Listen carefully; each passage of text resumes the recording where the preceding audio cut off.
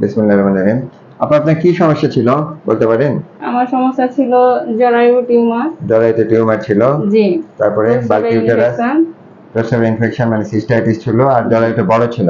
জি, জানতেন তো জরায়ুটা বড় ছিল। জি। সেই জন্য যা সমস্যা হয় সেগুলো হতো। আচ্ছা, এখন ওষুধ খাওয়ার পর সেগুলো কি আর আছে? না, আলহামদুলিল্লাহ এখন আমি মানে রিপোর্ট ভালো আছে। ওই প্রবলেমগুলো থেকে আলহামদুলিল্লাহ আপনি রিলিফ পেয়ে গেছেন। ভিউয়ার্স, আমরা রিপোর্টগুলো যদি একটু দেখায় দেয়।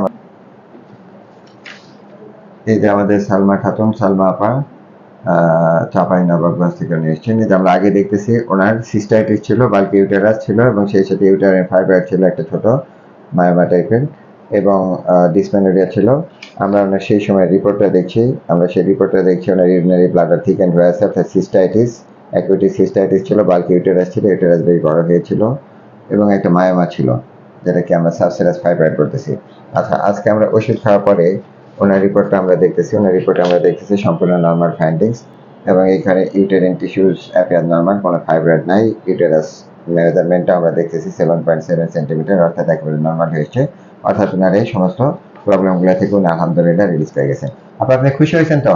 আলহামদুলিল্লাহ আমি অনেক খুশি। আচ্ছা, আমাদের উদ্দেশ্যে কিছু বলবেন এই ধরনের পেশেন্টদের উদ্দেশ্যে?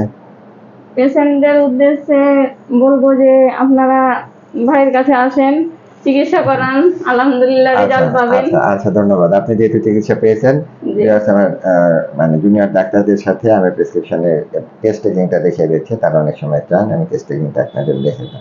ধন্যবাদ আপু, ভালো থাকবেন।